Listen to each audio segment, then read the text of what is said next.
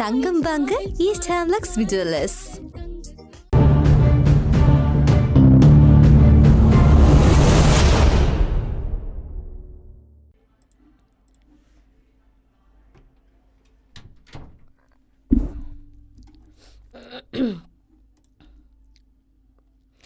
வணக்கம். மற்றொரு உண்மை நலசல் நிகழ்ச்சியோடு இணைந்திருக்கின்றோம். இலங்கையில் முக்கிய நபர்கள் மீது பிரிட்டன் விதித்துள்ள தடையை தொடர்ந்து உள்நாட்டு அரசியல் களத்தில் கடும் எதிர்ப்புகள் வெளியிடப்பட்டு வருகின்றன. தமிழீழ விடுதலை புலிகள் அமைப்பின் முன்னாள் தளபதியான கருணா அம்மான் என்று அழைக்கப்படுகின்ற விநாயகமூர்த்தி முரளிதரன் மற்றும் இலங்கை அரசு பாதுகாப்பு பிரதானிகள் மூவருக்கு பிரிட்டன் தடை விதித்துள்ளது. பாதுகாப்பு படைகளின் முன்னாள் பிரதானி சவேந்திர சில்வா, இலங்கை கடற்படையின் முன்னாள் தளபதி அட்மிரல் வசந்த கர்ணாகொட, இலங்கை இராணுவ முன்னாள் தளபதி ஜெனரல் ஜஹத் ஜாசூரியா ஆகியோருக்கே இவ்வாறு பிரிட்டன் தடை விதித்துள்ளது. இலங்கையில் நடைபெற்ற உள்நாட்டு யுத்தத்தில் மனித உரிமை மீறல் இடம்பெற்றுள்ளமைக்கு பொறுப்பு கூற வேண்டியவர்கள் என பிரிட்டனில் இந்த நால்வர் அடையாளப்படுத்தப்பட்டு அவர்கள் மீது இவ்வாறு தடை விதிக்கப்பட்டுள்ளது. இந்த நால்வருக்கும் பிரிட்டனுக்குள் பிரவேசிக்க தடை விதிக்கப்பட்டுள்ளதுடன் அவர்களுக்கு பிரிட்டனில் சொத்துக்களை வாங்குவதற்கும் தடை விதிக்கப்பட்டிருக்கிறது. அத்துடன் பிரிட்டனுக்குள் இந்த நால்வருக்கும் சொத்துக்கள் இருக்கும் பட்சத்தில் அவற்றை தடை செய்வதற்கும் அந்த நாட்டு அரசாங்கம் தீர்மானித்திருக்கு. இலங்கை உள்நாட்டு யுத்தத்தில் மனித உரிமை மீறப்பட்டுள்ளமை தொடர்பான குற்றச்சாட்டை அடுத்து இந்த தடை விதிக்கப்பட்டுள்ளதாக பிரிட்டன் அரசின் அதிகாரப்பூர்வ இணையதளத்தில் தகவல் வெளியிடப்பட்டுள்ளது. இலங்கையில் இடம்பெற்ற உள்நாட்டு யுத்தம் 2009 ஆண்டு மே மாதம் 18 முடிவுக்கு வந்தது. முல்லைத்தீவு மற்றும் அதை அண்மித்த பகுதியில் இடம்பெற்ற இறுதிக்கட்ட யுத்தத்தில் பல லட்சக்கணக்கான மக்கள் கொல்லப்பட்டதாக பல்வேறு தரப்பினர் தொடர்ச்சியாக குற்றச்சாட்டுகளை முன்வைத்து வருகின்றனர்.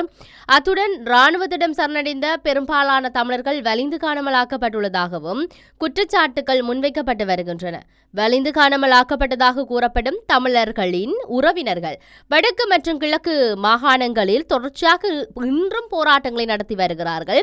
யுத்தம் முடிவடைந்த 15 ஆண்டுகள் முடிவடைந்துள்ள பின்னணியிலும் தமக்கான நீதி இன்று வரை கிடைக்கவில்லை என கோரி வலிந்து காணாமல் ஆக்கப்பட்ட உறவினர்கள் போராட்டங்களை நடத்துகின்றார்கள். இவ்வாறான பின்னணியிலேயே இந்த தடையை பிரிட்டன் விதித்துள்ளது. கடந்த 2020 ஆண்டு பிப்ரவரி மாதம் 14 ஜெனரல் சவேந்திர சில்வா மற்றும் அவரின் நெருங்கிய குடும்ப உறுப்பினர்களுக்கு தமது நாட்டுக்குள் பிரவேசிப்பதற்கு அமெரிக்கா தடை விதித்தது. 2021 ஆண்டு டிசம்பர் 10 கடற்படை புலனாய்வு அதிகாரியான சந்தன கெட்டியாராட்சி, சிப்பாய் சுனில் ரத்நாயக்க உள்ளிட்டோர் மற்றும் அவர்களின் நெருங்கிய குடும்ப உறுப்பினர்களுக்கு அமெரிக்காவில் பிரவேசிக்க தடை விதித்தது. கடந்த 2022 ஆண்டு டிசம்பர் மாதம் 9 மேஜர் பிரபாத் புலத்வத் மற்றும் அவரது நெருங்கிய குடும்ப உறுப்பினர்களுக்கு தமது நாட்டுக்குள் பிரவேசிக்க அமெரிக்கா தடை விதித்திருந்தது. அவர்களின் சொத்துக்களை தடை செய்யவும் தீர்மானிக்கம் எட்டப்பட்டிருந்தது. கோட்டாபய ராஜபக்ஷ, மஹிந்த ராஜபக்ஷ, சிப்பாய் சுனில் ரத்நாயக்க, லெப்டினன்ட் கமாண்டர் சாந்தன பிரசாத் கெட்டியாராட்சி ஆகியோருக்கு 2023 ஆண்டு ஜனவரி மாதம் 10 தமது நாட்டுக்குள் பிரவேசிக்க கனடா தடை விதித்தது. இந்த நாட்டில் உள்ள அவர்களின் சொத்துக்களை முடக்கவும் தீர்மானம் மேற்கொள்ளப்பட்டிருந்தது. 2023 ஆண்டு ஏப்ரல் 27 கடற்படை தளபதி வசந்த கருணாகொடவிற்கு தமது நாட்டுக்குள் பிரவேசிக்க தடை விதித்திருந்தது அமெரிக்கா.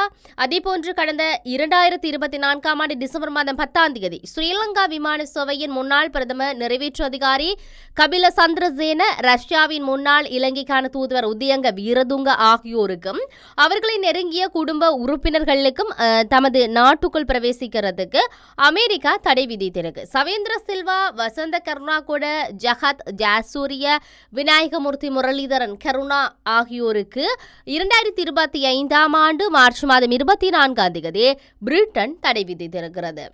இலங்கை உள்நாட்டு போரில் இடம்பெற்றதாக கூறப்படும் யுத்த குற்றங்களுடன் தொடர்புடையவர்கள் என்ற குற்றச்சாட்டின் கீழ் பிரிட்டனினால் தடை செய்யப்பட்டுள்ள அல்லது தடை விதிக்கப்பட்டுள்ள நால்வருக்கு ஆதரவு தெரிவித்து இலங்கை அரசியல்வாதிகள் கருத்துக்களை வெளியிட்டு வருகின்றனர்.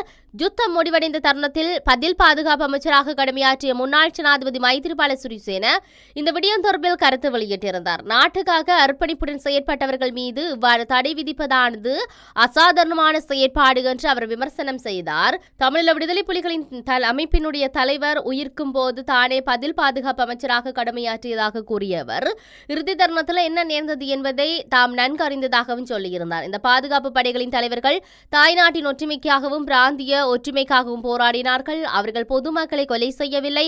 யுத்தத்தின் இறுதி 2 வாரங்களும் நினைவில் இருக்கும் இனங்களை அடிப்படையாக கொண்டு யாரும் கொலை செய்யப்படவில்லை என்று கூறினார் முன்னாள் ஜனாதிபதி மைத்ரிபால சிறிசேன. தொடர்ந்து பேசிய அவர் தான் 5 சந்தர்ப்பங்களில் பதில் பாதுகாப்பு அமைச்சராக கடமையாற்றியதாகவும் தமது முப்படை அதிகாரிகளுக்கு இந்த தடை விதிக்கப்பட்டதானது ஒரு அசாதாரணமான செயற்பாடாகும்.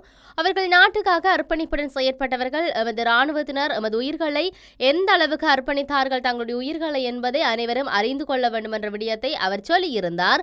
அல்பிரைட் துரையப்பா, அமிர்தலிங்கம் போன்றோர் விடுதலை புலிகள் அமைப்பு கொலை செய்தது. அவர்களை ஏன் கொலை செய்தார்கள்? இந்த விடயம் குறித்து கதைக்க வேண்டும். எனினும் எமது இராணுவத்தின் மீதான இந்த நடவடிக்கையானது ஒரு சூழ்ச்சியாகும். மக்கள் விழிப்புடன் இருக்க வேண்டும். யுத்தம் முடிவடையவில்லை என்றால் கொழும்பு புலனர்வை இருந்திருக்காது. இந்த நாட்டை கைப்பற்றிய வீரர்கள், அதாவது காப்பாற்றிய வீரர்கள் சர்வதேச ரீதியில் இழக்கப்படும் அநீதிகள் தொடர்பில் தான் கவலை அடைவதாகவும் யுத்தம் முடிவடையும் சந்தர்ப்பத்தில் பதில் பாதுகாப்பு அமைச்சராக கடமையாற்றிய முன்னாள் ஜனாதிபதி மைத்ரிபால சிறிசேன இந்த விடயத்தை சொல்லியிருந்ததை நாங்கள் பார்க்கக்கூடியதாக இருக்கிறது. இதேவேளை யுத்த முடிவுக்கு கொண்டு வந்த முன்னாள் ஜனாதிபதி மஹிந்த ராஜபக்சவின் மகனான நாமல் ராஜபக்ஷ இதை குறிப்பிடுகிறார். அதாவது இது நீதியான விடயம் அல்ல என்பதுடன் சில மேற்குலக நாடுகளின் அரசியல்வாதிகளுடைய நிதியினூடாக விடுக்கப்படும் அழுத்தம் என்று அவர் சொல்லியிருந்தார். உண்மையில் பிரிட்டன் அரசாங்கத்தால் விதிக்கப்பட்ட தடையானது மனித உரிமை மீறல் தொடர்பானது அல்ல என்று அவர் சொல்லியிருக்கிறார். விடுதலை புலி அமைப்புக்கு உதவி வழங்குவோரின் அழுத்தங்கள் காரணமாகவே இந்த தடை விதிக்கப்பட்டிருப்பதாகவும் சுட்டிக்காட்டினார். நாட்டில் பயங்கரவாத முடிவுக்கு வந்தபோது சர்வதேச ரீதியில் பிரிவினவாத முடிவுக்கு வரவில்லை. விடுதலை புலிகளுக்கு பின்னர் தற்போது புலம்பெயர்ந்தோர் அரசியலில் ஆட்சி கவிழ்ப்புகளை மேற்கொள்வதற்கும் ஆட்சிகளை அமைப்பதற்குமான உதவிகளை வழங்கி வருகின்றனர். இதன்படி ஒவ்வொரு நாட்டிலும் உள்ள அரசியல்வாதிகள் தமது அரசாங்கங்களினூடாகவும் தமது நிர்வாக வியூகங்களினூடாகவும் எமது நாட்டின் மீது மீண்டும் ஒரு முறை பிரிவினைவாதத்தை ஸ்தாபிப்பதற்கு ஈழ அரசாங்க கனவை நினைவாக்கிக் கொள்வதற்கான நடவடிக்கைகளை மேற்கொண்டு வருகிறார்கள் என்று கூறிய மஹிந்த ராஜபக்சவின் புதல்வர் நாடாளுமன்ற உறுப்பினர் நாமல் ராஜபக்ஷ இவ்வாறு பல விடயங்களை சொல்லியிருந்ததை நாங்கள் அவதானிக்கக்கூடியதாக இருந்தது. இந்த யுத்த காலப்பகுதியில் இந்த யுத்தத்தை முடிவுக்கு கொண்டு வந்தவர் முன்னாள் ஜனாதிபதி மஹிந்த ராஜபக்ஷ. அவர் தன்னுடைய கருத்தை சொல்லியிருக்கிறார். யுத்தம் இடம்பெற்ற காலப்பகுதியில் பெரிய அளவிலான குற்றங்கள் இடம்பெற்றதாக பிரிட்டன் அரசாங்கம் முன்வைத்த குற்றச்சாட்டுகளை தாம் நிராகரிப்பதாக முன்னாள் ஜனாதிபதியின் யுத்தத்தை நிறைவு செய்த தலைமைத்துவம் வழங்கியவருமான மஹிந்த ராஜபக்ஷ சொல்லுகிறார். பிரிட்டன் அரசாங்கம் இலங்கை பாதுகாப்பு அதிகாரிகள் உள்ளிட்ட 4 வரை தடை விதித்த நிலையில் மஹிந்த ராஜபக்ஷனுடைய இந்த அறிக்கை வெளிவந்திருந்தது. அதாவது விடுதலை புலிகளுக்கு எதிராக யுத்தம் செய்வதற்கான தீர்மானத்தை இலங்கையின் நிறைவேற்ற அதிகாரம் கொண்ட ஜனாதிபதியான நானே எடுத்தேன். இலங்கையின் ஆயுதப்படை அந்த தீர்மானத்தை நடைமுறைப்படுத்தியது என மஹிந்த ராஜபக்ஷ குறிப்பிட்டிருக்கிறார்.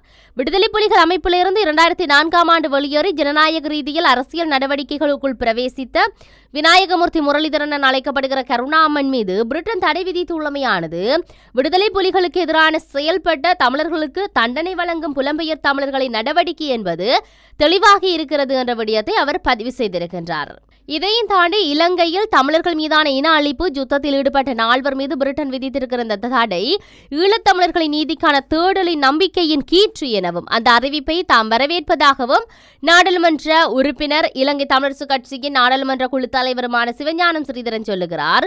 இலங்கைக்கான பிரிட்டனின் உயர் ஸ்தானிகருக்கு கடிதம் ஒன்றை அனுப்பி வைத்துள்ள இவர் ஸ்ரீதரன் இந்த விடயம் சார்ந்து அனுப்பி வைத்துள்ள இந்த ஊடக அறிக்கையில் இதுவரை செப்டம்பர் மாதம் நடைபெற இருக்கிற ஜெனீவா அமர்வுகளுக்கு முன்னதாக இனப்படுகொலையின் பங்குதாரர்களான 4 மீது பிரிட்டன் அரசு தடை விதித்துள்ளது. இந்த பயண தடை காலம் தாழ்த்தியாவது தமிழர்களுக்கு நீதி கிடைக்கும் என்ற நம்பிக்கையை மீள அரும்பச் செய்திருக்கின்றது என்ற விடயத்தை அவர் பதிவு செய்திருக்கிறார். குறிப்பாக வடக்கு கிழக்கு தமிழர்கள் மீது பேரினவாத அரசு வலிந்து நடத்திய போரின் போது மோசமான மனித உரிமை மீறல்கள், நீதிக்கு புறம்பான கொலைகள், சித்திரவதைகள் மற்றும் பாலியல் வன்முறைகள் ஈடுபட்ட இந்த 4 பேர் மீதும் பிரிட்டன் அரசு விதித்திருக்கிறது தடையையும் சொத்து முடக்க அறிவிப்பையும் சர்வதேச நீதி கோரும் பயணத்தில் தமக்கு கிடைத்திருக்கும் ஒரு சிறிய நம்பிக்கை ஒளிக்கீற்றாகவே ஈழத்தமிழர்கள் இந்த விடயத்தை பார்க்கிறார்கள். 80 வருடங்களுக்கு மேலாக கேட்பாரற்று படுகொலை செய்யப்பட்ட தமிழ் தேசிய இனத்தின் எண்ணங்களுக்கு, இறந்து போன ஆத்மாக்களுக்கும் இந்த தடை அறிவிப்பு நீதியின் கதவு திறக்கும் என்ற நம்பிக்கையை கொடுத்திருப்பதாக குறிப்பிட்டிருக்கிறார். காலனித்துவ ஆட்சி முடிவில் சுதேசிகளாக தமிழர்களின் இறைமை பிரிதோர் இனத்திடம் ஒப்படைத்து சென்றமை வரலாற்று தவறு என்பதை உலகம் இப்போதாவது உணர்த்தப்பட்டிருக்கும், அதாவது உணர தலைப்பட்டிருப்பது வரவேற்கத்தக்க ஒரு விடயம் என்ற விடயத்தை அவர் சொல்லியிருப்பதை நாங்கள் அவதானிக்கக்கூடியதாக இருந்தாலும் அரசாங்கத்தின் பதில் சார்ந்து பார்க்க வேண்டிய தேவை இருக்கு. அதாவது பொறுப்பு கூறல் மற்றும் நல்லிணக்கம் தொடர்பான உள்நாட்டு பொறிமுறைகளை வலுப்படுத்த நடவடிக்கையில் அரசாங்கம் ஈடுபட்டிருப்பதாக வெளிவிவகார அமைச்சர் விஜித கேரத் சொல்றார். பிரிட்டன் அரசாங்கத்தால் முன்னாள் பாதுகாப்பு அதிகாரிகள் உள்ளிட்ட 4 மீது விதிக்கப்பட்டிருக்கிற தடை குறித்து இலங்கைக்கான பிரிட்டன் உயர்ஸ்தானிகர்களுக்கு இந்த விடயங்களை தெளிவூட்டிய போதே அவர் இதை சொல்லியிருந்தார். கடந்த காலத்தில் ஏதோ ஒரு வகையில் மனித உரிமை மீறல்கள் இடம்பெற்றிருக்குமானால் அது தொடர்பில் உள்நாட்டு பொறிமுறையின் ஊடாக நடவடிக்கை எடுக்கப்படும் எனவும், தடை விதிக்கப்பட்ட நபர்களுக்கு அந்த நாட்டில் உள்ள சொத்துக்கள் முடக்கப்படும் என்று அவர்களுக்கு அந்த நாட்டிற்குள் பிரவேசிக்க தடை விதிக்கப்பட்டமையானது பிரிட்டனால் எடுக்கப்பட்ட ஒரு தலைப்பட்ச நடவடிக்கை என்றும் அவர் சொல்லி இது சார்ந்து பல அறிக்கையை வெளியிட்டிருந்தார். வெளிநாடுகளில் இவ்வாறு எடுக்கப்படுகின்ற ஒரு தலைப்பட்ச நடவடிக்கைகள் குறித்து இலங்கை உள்நாட்டு நல்லிணக்க நடவடிக்கைகளுக்கு எந்தவித ஒத்துழைப்பும் வழங்காது என்ற விடயத்தையும் அவர் பதிவு செய்திருக்கின்றார். எனினும் இந்த நிலைமை தொடர்பாக இருந்தால் ஐரோப்பிய ஒன்றியத்தால் இலங்கைக்கு கிடைக்கப்பெறும் GSP+ வரிச்சலுகை இல்லாது போகுமோ என்ற அச்சம் எழும்புவதாக அவர் சொல்லியிருந்தாலும், தனி நாடென்ற விதத்தில் அவர்களால் நமக்கு எதிராக பொருளாதார தடையை விதி கூட ஏற்படுத்த முடியும் என்று சொல்லப்பட்டிருக்குது. இவ்வாறான விலையில் சிக்கும் விதத்தில் அல்லாமல் விலையில் சிக்காது அதை தவிர்த்து கொள்ளும் விதத்தில் இலங்கை செயல்பட வேண்டும் என இலங்கை மனித உரிமை ஆணைக்குழுவின் முன்னாள் ஆணையாளர் இந்த விடயத்தை சொல்லியிருப்பதை பார்க்கக்கூடியதாக இருக்கிறது. தற்பொழுது இந்த பிரித்தானிய தடை சார்ந்து பல்வேறுபட்ட விமர்சனங்கள் வெளிவந்து கொண்டிருப்பதை அரசியல் பரப்பில் பார்க்கக்கூடியதாக இருக்கிறது. இதனுடைய நகர்வுகள் எப்படி நகரப்போகின்றது பொறுத்திருந்து பார்ப்போம். மற்றும் ஒரு உண்மை நிகழ்ச்சியில் சந்திப்போம். வணக்கம்.